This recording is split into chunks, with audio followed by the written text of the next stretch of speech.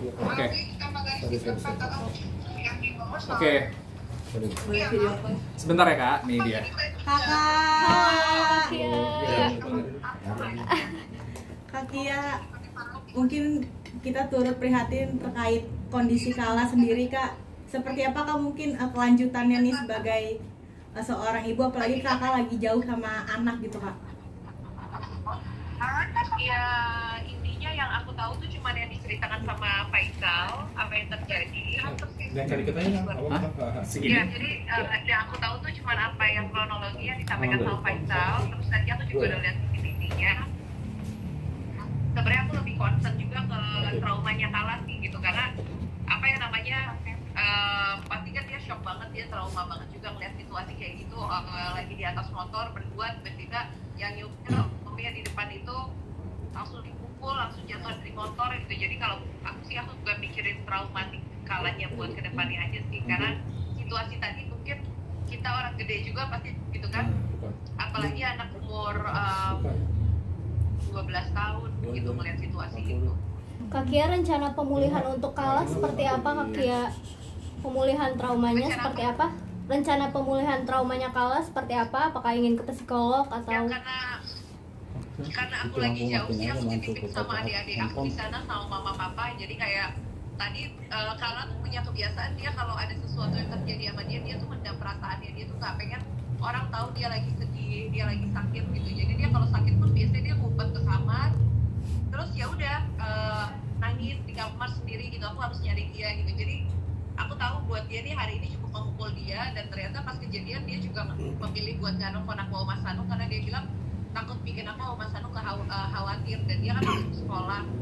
Terus langsung sekolah juga gurunya ternyata dia nggak ceritain, teman-temannya nggak dia ceritain gitu. Jadi dia mendam rasa sendiri. Taunya tadi pas dijemput sama kakaknya sama Mas Bumi ke sekolah, pas lewat jalan itu dia nutup mata, terus sampai rumah mbaknya bilang kayak Kala mojok nih lagi nangis gitu. Jadi dia sedih sih karena aku nggak bisa nemenin di sana. Jadi aku yang bisa aku lakuin, aku lagi titipin Kala sama adik-adik aku sama mama papa juga.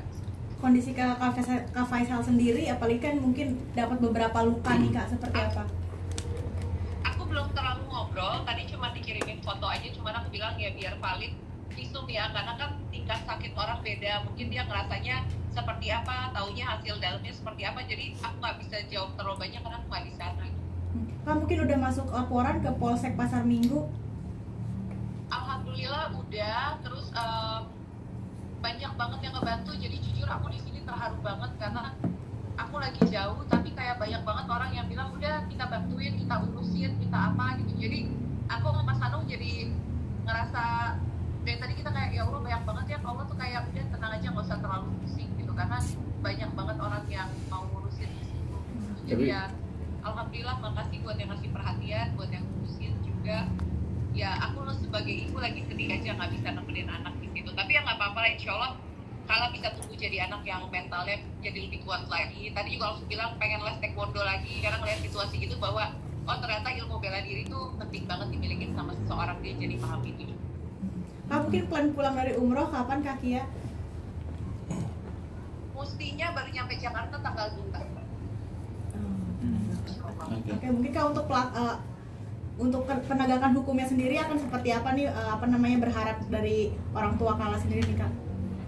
Enggak sih, kalau aku emang cuma bantuin Faisal buat buka jalan, buat dia ketemu sama pelakunya, supaya pelakunya juga belajar kalau orang kan kita namanya di jalan, kita harus saling hargai satu sama lain, nggak bisa main hukum sendiri, menyakiti orang lain kan itu mengancamnya juga nyawa ya gitu kan, tindakan yang pelakunya lakuin gitu. Jadi supaya nggak terjadi di mana-mana lagi, jadi orang tahu sekarang kalau mau bersikap seperti apa ke orang lain, mereka akan paham kalau di Indonesia tuh ada hukum, jadi nggak bisa main hakim sendiri seperti kejadian yang tadi.